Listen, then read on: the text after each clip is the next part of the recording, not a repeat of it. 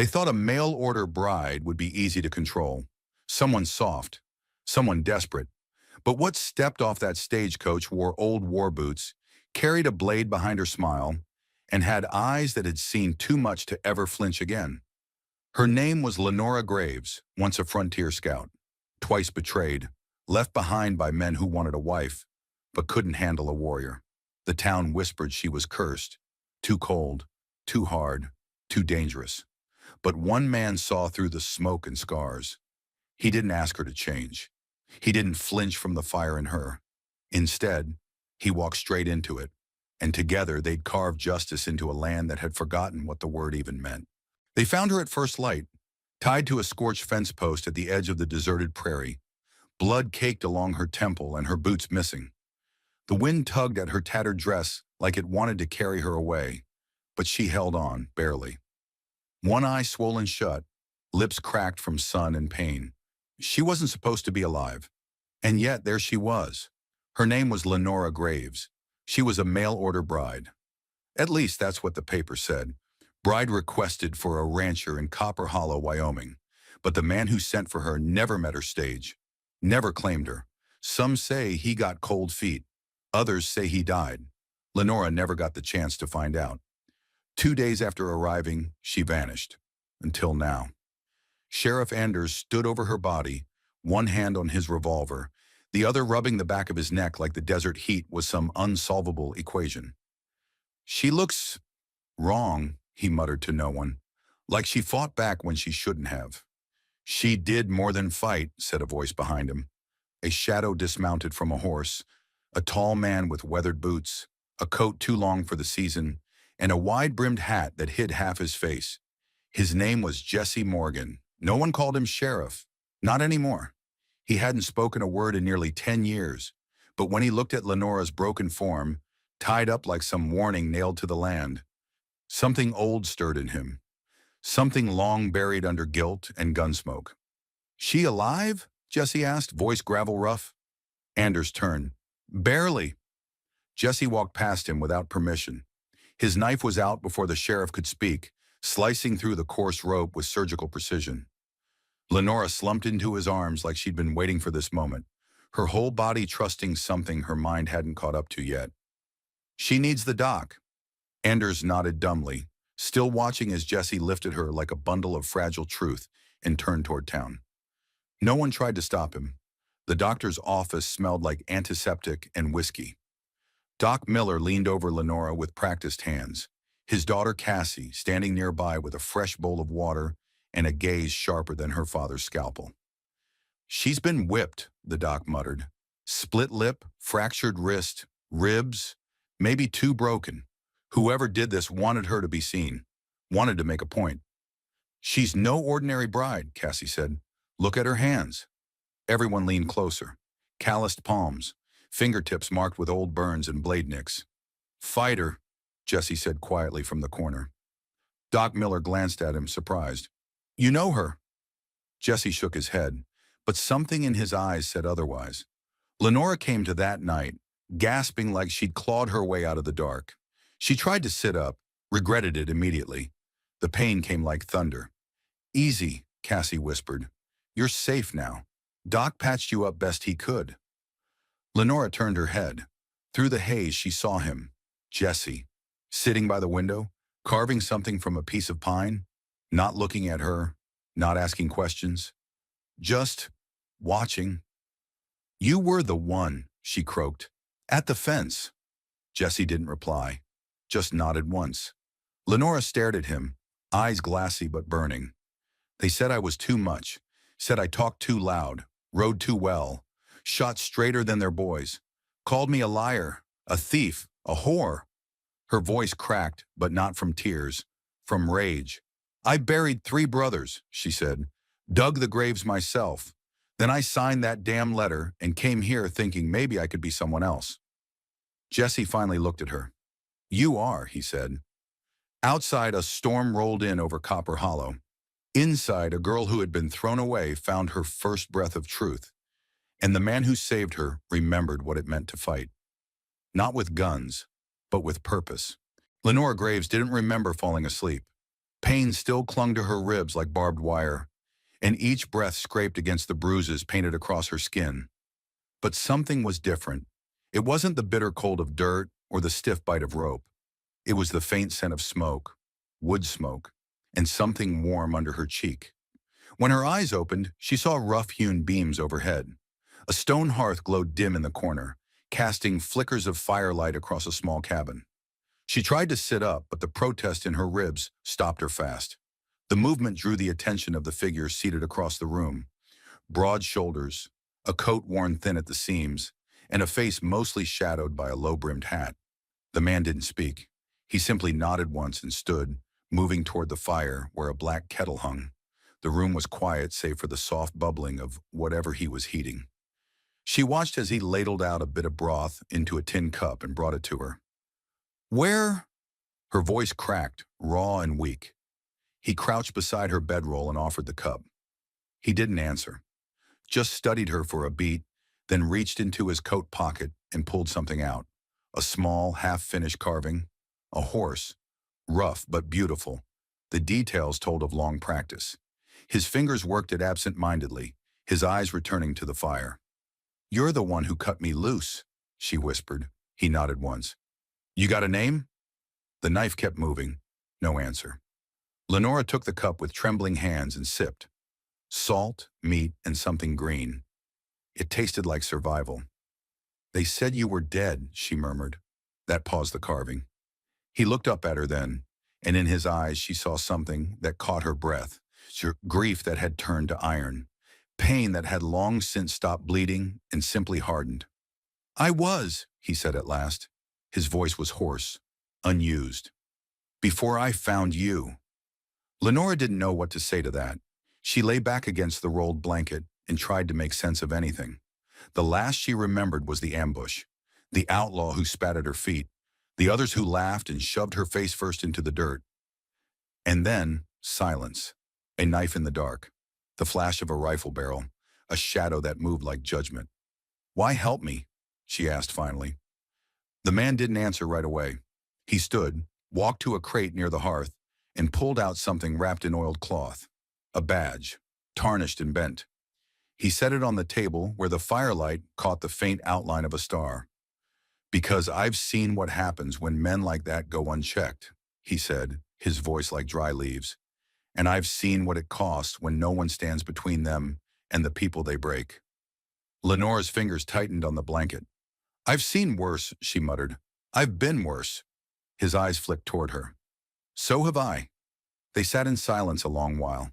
She sipped the broth, and he carved.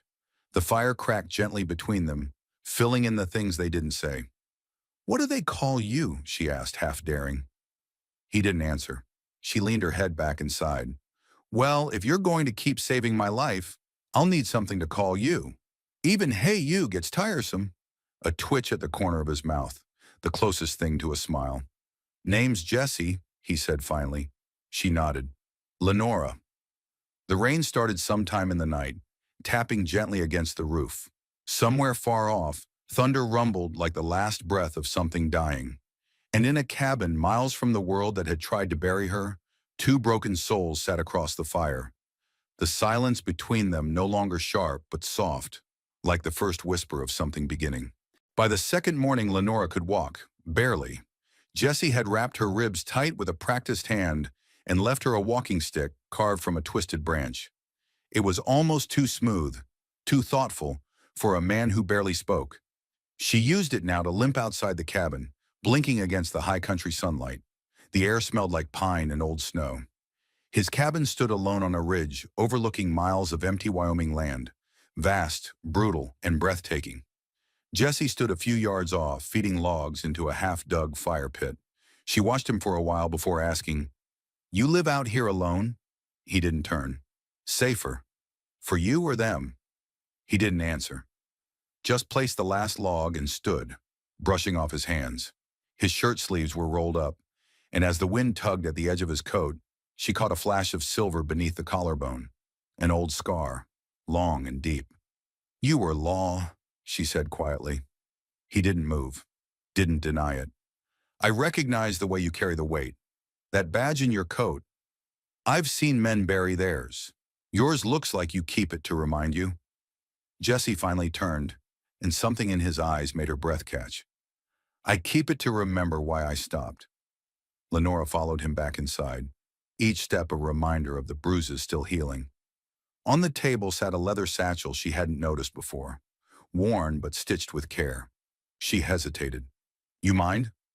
He nodded once and she opened it. Inside were a few folded papers, maps, an old army journal, and near the bottom, a letter in faded ink. She pulled it out carefully, her heart stilled as she read. To whoever finds this, if anyone does, I was a daughter once, a sister, and I tried to be strong when Pa told me to marry the foreman. Said it was safer that way. But safety and cages aren't the same. If you're reading this, and I didn't make it, bury me somewhere with Sky. Somewhere free, and tell Jesse Morgan he was right. About everything. The signature at the bottom was shaky. Ellie. Lenora looked up sharply. Jesse stood in the doorway, watching her with a stillness that was more than silence. It was memory. Wait. She was my sister, he said. She ran. Tried to be her own woman. Ended up traded off like cattle. When I found her, it was too late. Lenora swallowed the lump rising in her throat. I fought. Killed for her. Killed for others. They said I lost my mind. Maybe I did. But when the badge turned against what it was meant to protect, I turned on it too. He walked to the table, picked up the letter and folded it carefully. You remind me of her. The fight in your eyes. The pain you wear like armor. Lenora held his gaze. And you remind me of the kind of man no one believes in anymore. He blinked at that, once, then looked away. Outside, thunder growled across the sky, a storm brewing from the east. But it was the sound of hooves that froze them both, the sharp rhythm of more than one rider heading up the ridge. Jesse moved to the window, eyes narrowing. Company. Lenora reached for the old rifle leaning against the wall. Friends of yours? He checked the cylinder of his revolver with a flick. If they were, they forgot how to knock. Together they stepped onto the porch, the wind rising around them, carrying dust, tension, and the promise of blood. Lenora cocked the rifle. Jesse stood still as stone. The first rider crested the hill. It was time for ghosts to be reckoned with. The first rider wore the kind of hat that told a story. A sheriff's brim curled high and sun-bleached with time. But it was the badge glinting on his chest that caught Jesse's eye. Not the tin star of justice, not anymore. It was the crest of Ash Ridge, stamped with the sigil of the McCallum Mining Company. Outlaw. The other two riders flanked him like shadows. One carried a double barrel so casually it made Lenora's stomach twist. The other had a scar that ran from ear to chin and an expression that said mercy wasn't his trade. Name's Sheriff Grayson, the lead rider called out, reining his horse just short of the porch. We're looking for a woman. Mail-order bride gone missing out of Black Hollow. Heard she was headed this way. You seen her? Lenora stepped forward before Jesse could say a word. Her voice was steady. I'm right here. All three riders tensed. One reached for his gun. Jesse moved faster, had the hammer cocked before the man's fingers grazed leather. Don't, Jesse growled. Grayson held up a hand, but his smirk said he wasn't done. You got spirit, miss. Can't blame the foreman for wanting you back. Says you owe him a contract. I didn't sign my life away, Lenora snapped. I signed a name, that's all. Scarface chuckled. A name's enough where we come from, and we've come to take it back. Jesse's stance didn't change. This ridge is free land. She's not going anywhere. The sheriff's eyes flicked to Jesse's holster. You used to wear a badge, didn't you? Morgan, was it? Heard you lost your mind after Broken Pass. Jesse's jaw twitched. Number I lost my faith. Well, Grayson said, backing his horse a step, we'll let the boss know where you're holed up. He'll come with more papers. And more men. We'll be ready, Lenora said. The riders turned without another word, their horses kicking up dirt as they vanished down the trail. Jesse didn't relax until the hoofbeats faded completely. Inside, Lenora slumped against the doorframe, heart still pounding. You shouldn't have stepped forward like that, Jesse said. You'd rather I hide? He shook his head. I'd rather they didn't know who you were. Now they'll come harder. With warrants. With fire, Lenora looked him dead in the eye. Let them. I'm done hiding. I've run from men like that my whole life. I'd rather die standing than live kneeling. Something in him shifted then. Not a smile exactly, but something warmer than the ice he usually wore. They'll burn this place, he said quietly. Then we build something better from the ash. Jesse nodded once. Then we start preparing. For the next 3 days, they dug trenches, reinforced the cabin, stockpiled wood and water. Lenora practiced with the rifle until her shoulder ached and her bruised ribs screamed. One night, as the fire crackled low and thunder rumbled in the distance, Jesse handed her a small cloth bundle. She opened it slowly. Inside, a carved wooden horse. Rough, strong, and in the saddle, a tiny figure holding a rifle. Her. She looked up, stunned. I used to make 'em for my sister, Jesse said. Figured it was time you had one too. Lenora held it gently, as if it might break. Why? He didn't answer, just stared into the fire. Outside, lightning split the sky, and on the wind came the distant sound of riders, dozens of them. The mountain was about to burn, and they were ready. They came just after dusk. 12 riders first, then more filtering through the trees like ghosts. The McCallum Mining Company had sent its answer to defiance. A small army dressed in dusters and paid silence. Some bore fake badges, others carried torches. Lenora stood at the cabin window, her rifle already loaded, her breath steady. Jesse was beside her, twin revolvers on his hips, his long coat ghosting with movement every time the wind shifted. They think this is still about property, she muttered. Jesse's voice was iron. They're about to learn it's about people. The first torch arced through the sky. It hit the woodshed behind the cabin and burst into flame, sending sparks spiraling upward. Another landed near the corral. The horses spooked, whinnying in terror. Hold, Jesse whispered, his hand resting on her shoulder. Not yet. The riders circled, emboldened by fire and numbers. Their leader, Grayson, trotted forward under the false banner of negotiation. Last chance, he called out. Send her out, or we torch the whole damn ridge. Lenora stepped onto the porch, rifle in hand.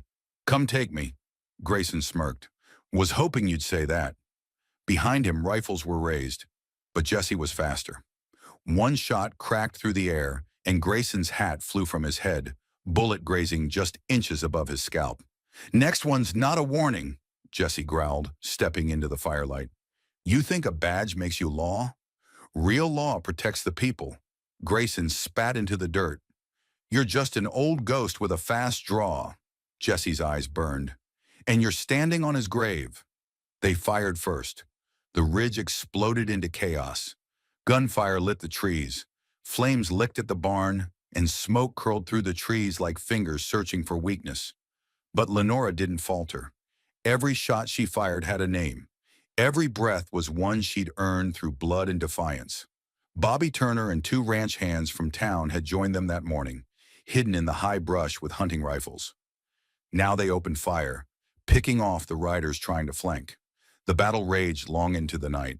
By the time the torches were doused and the final rider fled into the dark, 4 men lay dead on the ridge, none of them Jesse's.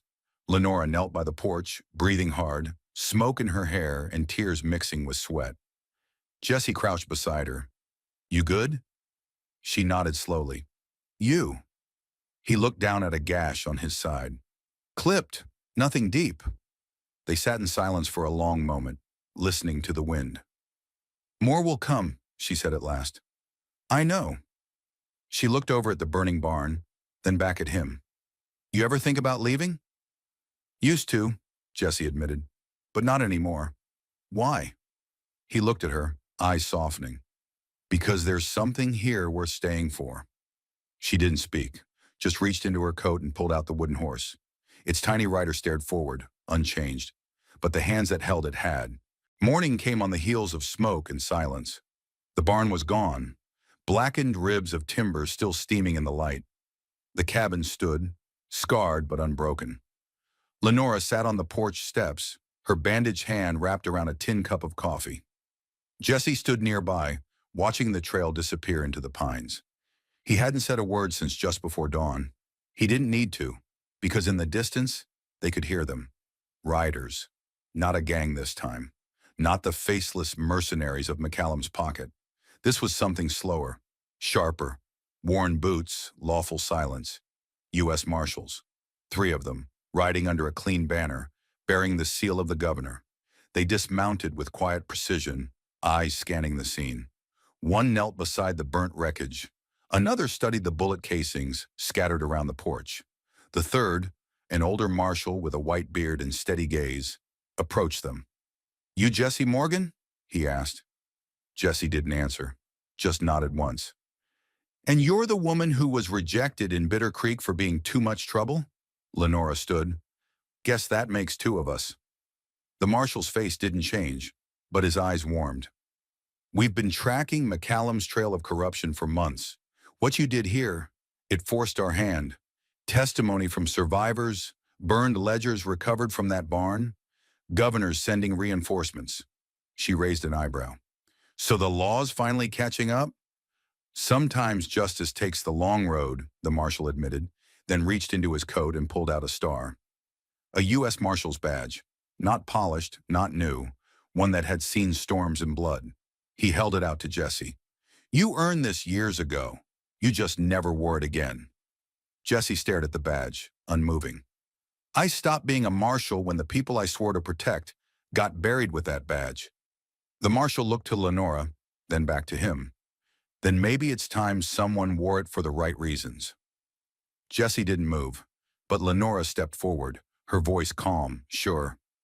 "Then give it to me." The old lawman blinked. "Ma'am?" "She fought harder than any man I've seen," Jesse said softly behind her. "She didn't back down when they came for her, or for me."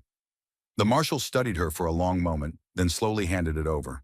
She pinned it to her coat. No ceremony, no pride, just truth. The other marshals tipped their hats.